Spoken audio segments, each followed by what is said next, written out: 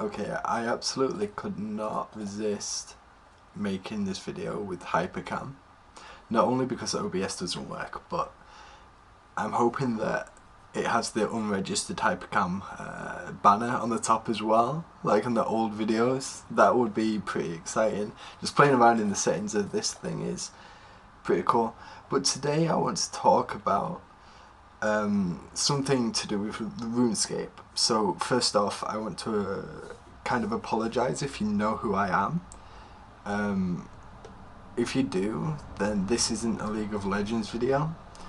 I've got an AFK Twisted Fate video coming out that needs to be rendered, which can't be rendered while I need to get more clips in the time frame that Riot's kind of given us and the constraints with the replay files. It's hard to explain, but if you don't know who I am, then it's easy to explain. If you have a botter, you know, if you have a bot farm and you aren't mentally incapable, yeah, I'll go with that. If you aren't mentally incapable, then you need to turn this video off, because you'll learn nothing from me, honestly. If you're even the most beginner of bot users, you'll know more than me and you won't be able to abuse anything in this video. But I wanted to make it to kind of raise it to the community's attention, and of Jagex's attention, just how dangerous one kind of powerful bot farmer who has the majority of the materials in whatever sector could be, you know, how powerful they could be if they so chose to. It could completely change the game, and I kind of want to highlight how it could be used to change the game in bad ways if it was put into the wrong hands, and how to use this information, which I'll leave up to you, but I'll close with how to use it. So maybe you could kind of not let the economy die, because this is me coming back into RuneScape. This is me exploring it all again, and there's this one flaw I could not kind of just go by. But yeah, with that, let's go into kind of the money making methods that I'll use as filler as I do talk about this. This was found on a popular YouTuber's channel. If you know them, comment on this video with their name, so, or a link to their video, and I'll put it into the description if I see that, so people know where the original method came from, so they can credit that person. But I don't know people in the community enough to do so myself. I can't remember his name for the life of me. But if you do, then please feel free to, you know, get it through to the people who made the video first, however way you can, you know. But basically it exists here in the Gnome Tree Village. If I could take money out of my bank, I've taken the nature runes, which is for the next step, but no money. So you'll probably know already as I'm walking over here, because I'm not walking over here. This guy called Tipito or something, Rometi, I don't know. He sells boots and hats. These aren't too worth for anyone, you know, but these boots, these hats, these different coloured clothings, they buy for 108 GP, I think. 180, sorry. Oh wait, no. 200 GP for the boots and 160 for the hats, which obviously goes up and down based on the stock they have. But these actually sell on the Grand Exchange, I've got no money, for 400 GP or so, which is basically triple your money, rounded down, I guess. So it's triple your money and a little bit. So all you do is buy these out, you walk over here, you bank, and then you change worlds. And you can do that as many times as you want, and you can just keep buying these hats and tripling your money, literally tripling your money at 100 GP at a time. Now I saw this and I wanted to kind of try it out because it seemed AFK, you know, like it's like agility. You click here, you click here, like you click here, you put your mouse here, and it goes to there. I had to move it a little bit there, but it's just an explanation. So I gave it a try, and I came up with some adjustments. First off, I tried to skip stage 1. So I took out one of these and one of these, and I took out I think it was 10 of these and 10 of these. I fletched them as I got here. I bought 3 hats, so that's 15 hats, and by the time, like, you turn your one off on the way there, you turn it back on the way back. By the time I'd gotten here with one off, my inventory would be able to take 15 slots for these hats. I'd bank them, and I'd bank the fletching as well, and then I'd go into stage 3. But I found that this wasn't kind of the best way after, honestly, it's just kind of the constraints on the inventory. You make more money just doing it just hardcore, just absolutely blasting everything, but I wouldn't recommend that. Some items do take a little more while to sell, but to understand how to make this better, you need to you need to understand kind of sales funneling. What's it called? It's, yeah, sales funnel. I learned this term when I was maybe 14, 15 years old, getting into pyramid schemes on the internet, when those were first coming out into the mainstream of the World Wide Web over companies. But basically, a sales funnel is I put 100k in. I think I've got under 100k on this account especially for this. Where the frick is my money? Yeah, 103k. So I put 103k in, okay? I spend 70k on logs, 70k on bowstrings. I think I've actually got, yeah, so I go in here, I buy on the Grand Exchange some gold bars, I smith them into gold bracelets, I buy some nature runes, I buy a fire staff. Oh, there's 10. We don't need 10 fire staffs, we need 1 fire staff to wield, and we've got 9,999 gold bracelets or bows to cast high alchemy on and make profit on. I think these make around 30 GP and these make around 100 GP. I'm not sure though, the market's changed a lot, especially with nature runes right now. But basically you can have a full stack of these, okay? You can alch, this is probably common knowledge by now, but like, oh, there's a stack there. You can alch stackables while you move, okay? So you place it there. While you move, so you do that, and so this is where I skip stage 1. So I make them beforehand, I alch them on the way, I alch them on the back. It's still not worth it to have 4 bows in your inventory to string on the way to make up for the alched bows. I did some calculations on that, but it is worth to kind of alch these. Oh, boo. Okay, but it is worth to alch the Yule longs or golden bracelets, not the gold bars, because basically you are never.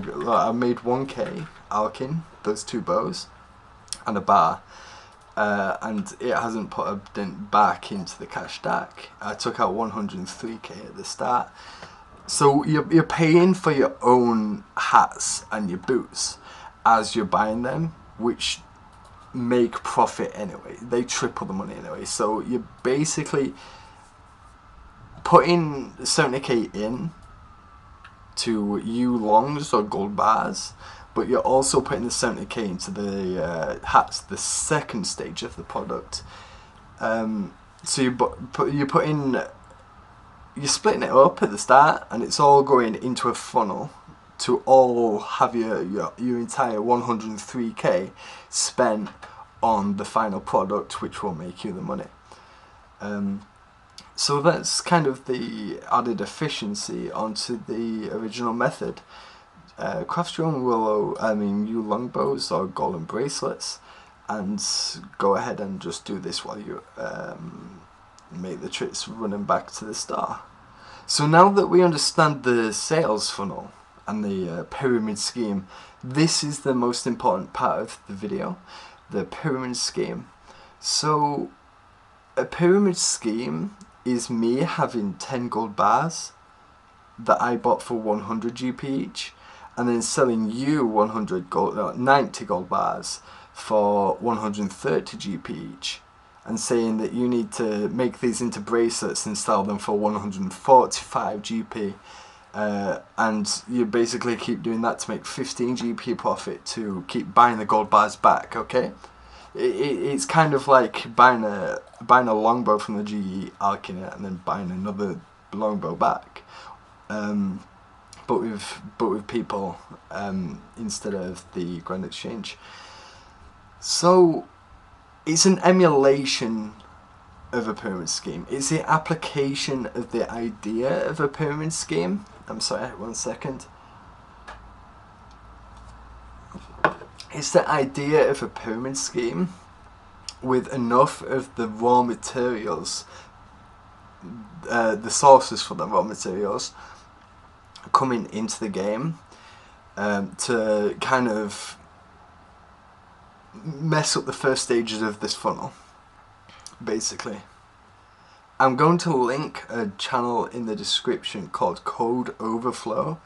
I myself don't understand code, but his videos are really interesting, and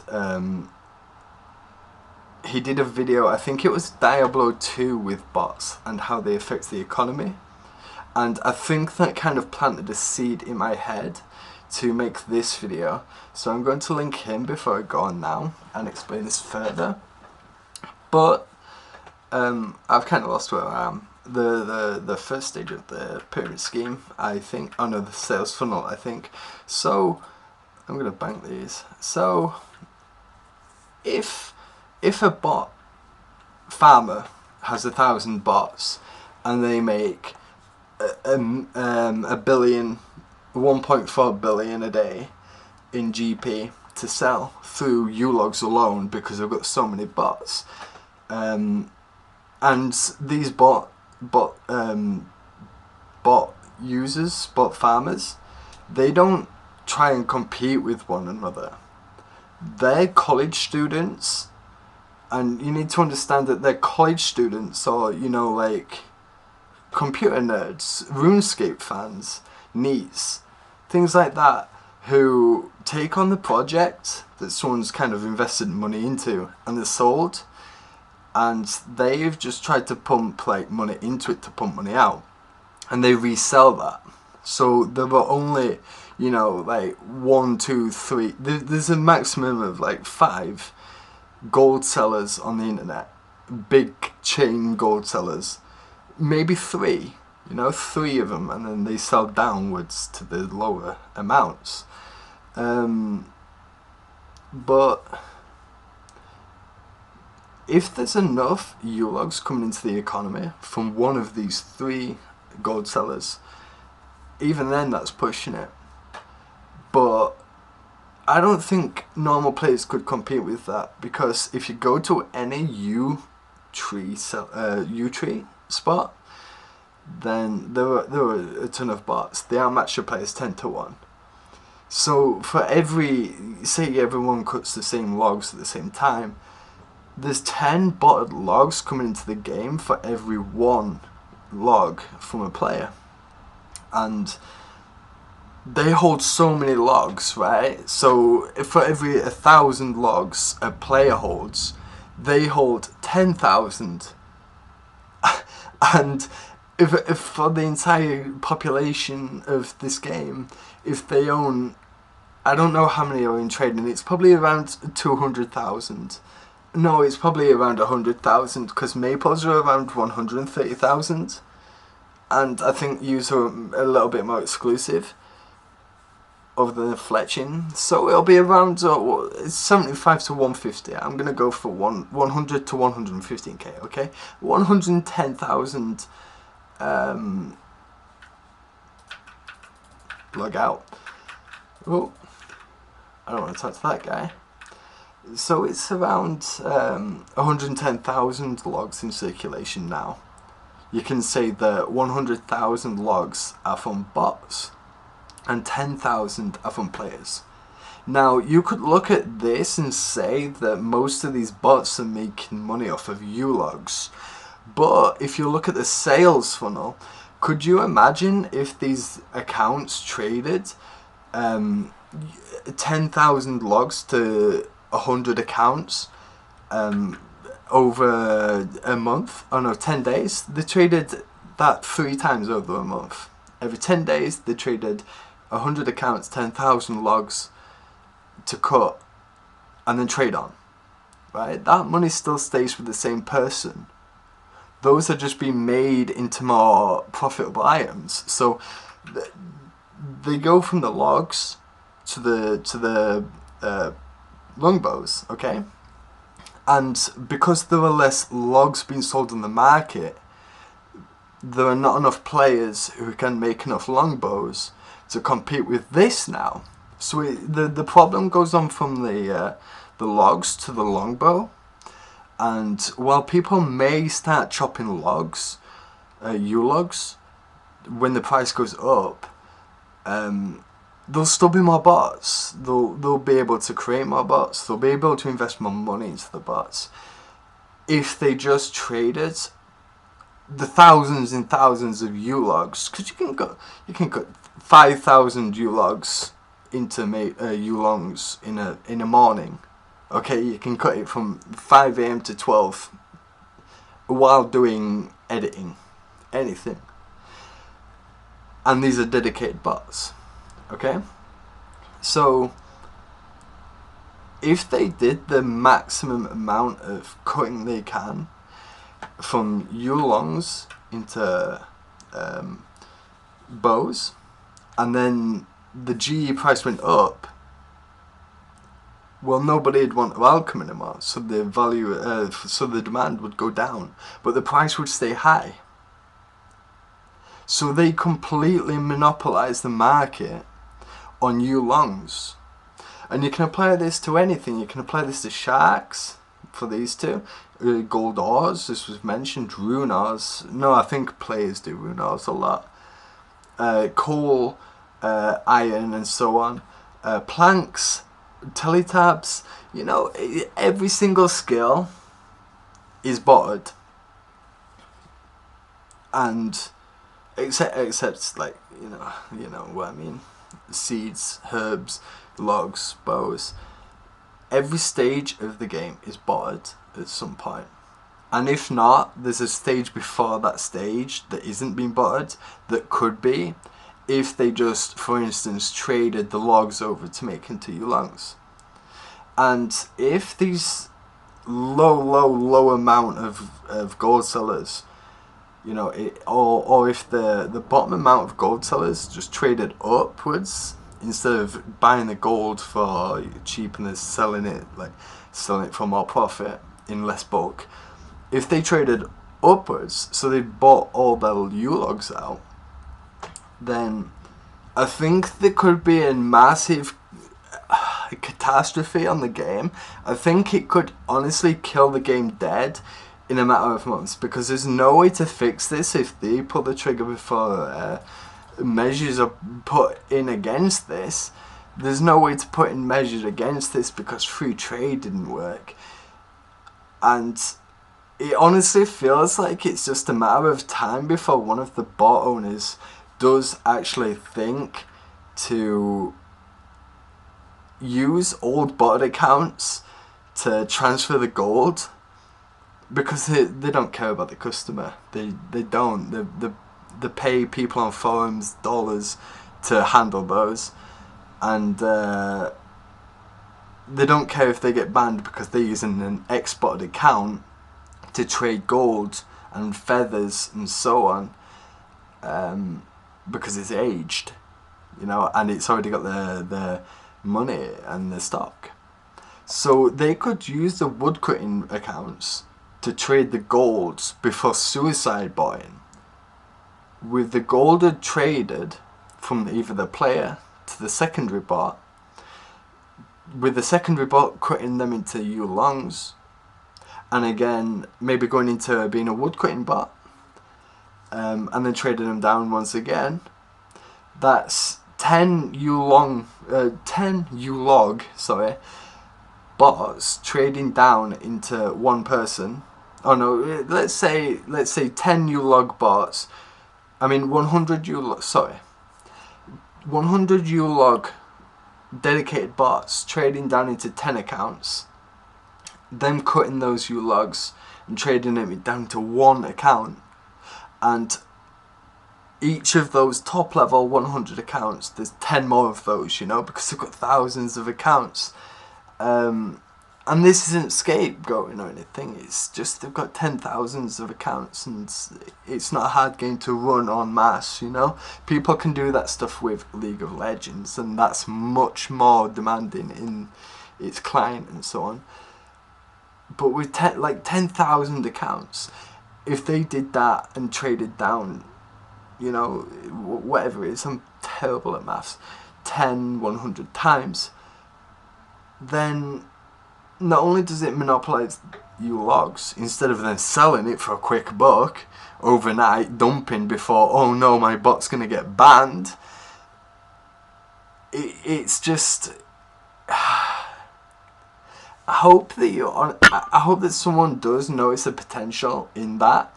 Not the wrong person. I'm hoping that this is brought up in the most recent Q. It's gone now. A Q&A. Where, I don't know. It's a J mod or a P mod. I don't care.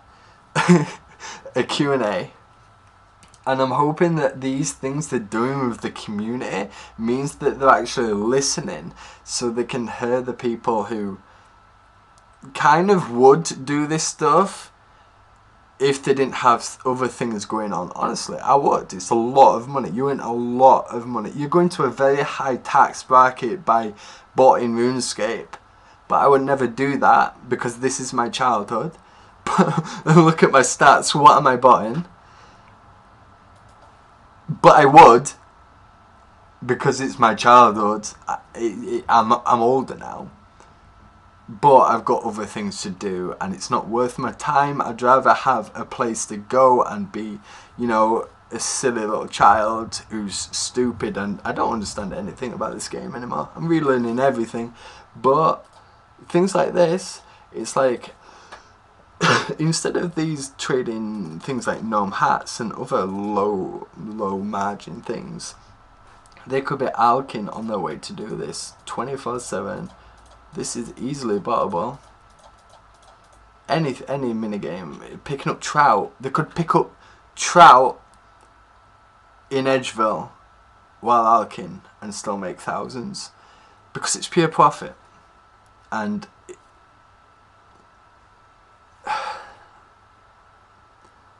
so that's the close. How to use this information. I've covered free trade didn't work. I understand that you are trying and that things don't work, and we players do not like change. Like autistic kids play this game. I'm autistic. It's that kind of player base, and those people don't like change. I don't like this hat. So it will be hard to moderate. But that being said, the thing that we have always done, that's what I also wanted to cover this. The thing that we've also done is we've always, you know, bought mass burnt food. I don't like collecting burnt food. I have this as a placeholder. But feathers, you know, fixed prices. That's basically like 182k in cash stack times 2 in one stack. So if I had max cash, then that'd be like half a max stack of feathers that I can trade in any time, or make 1 GP profit on if I wanted to wait a year. And the same with bent fish. 129 trout might be worth 10k to someone and then 1k to another person. That's kind of like an actual currency. But these are both currencies. I call them paper currencies because you can note them, except feathers. They ignore feathers, okay?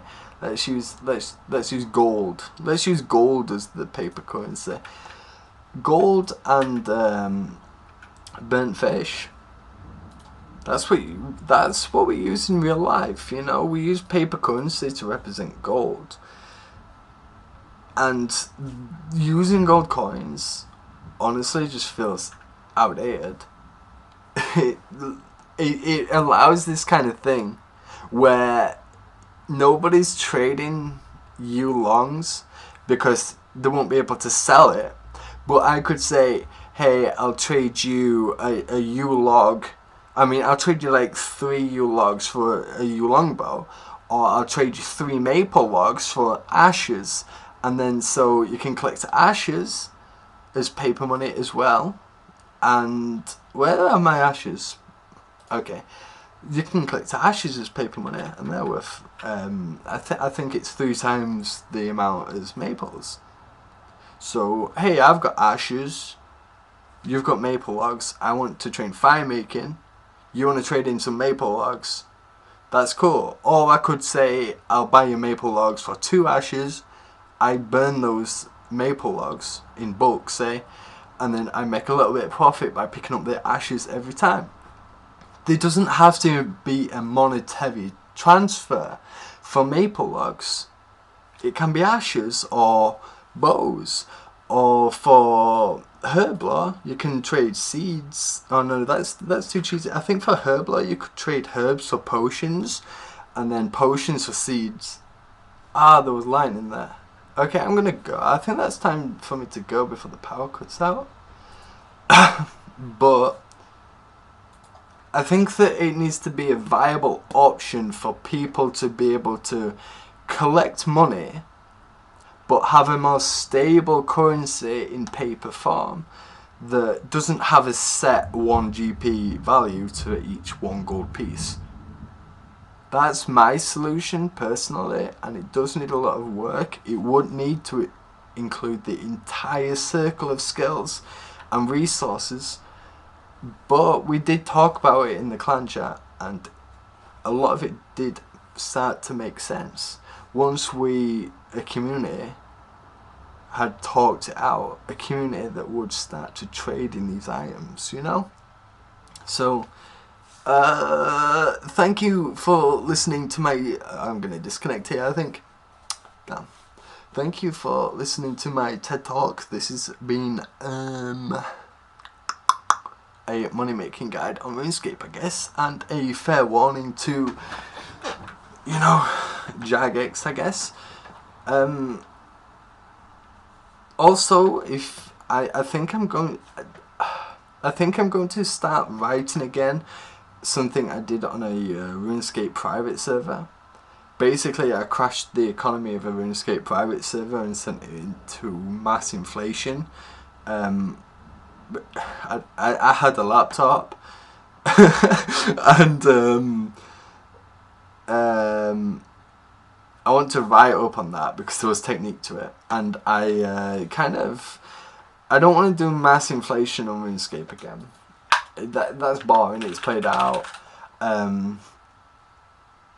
I want to test out this paper money thing. I want to establish a small community who wants to trade resources for resources and collectibles for resources and so forth and vice versa and opposites and all of that. I think it'll be a lot of fun. I think it'll be a great new game instead of one that goes straight into the ground after the market crashes and the economy fails. So thank you.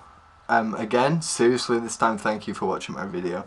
I appreciate you lasting this long to the end. If you are someone who can make a difference, and all of you can make a difference, just like the bots can by changing their ways, we can make a difference by raising awareness and doing our own part to prevent this by kind of keeping items stored instead of just all of it being cashed out. That's my warning to the community. I think that's what you should do.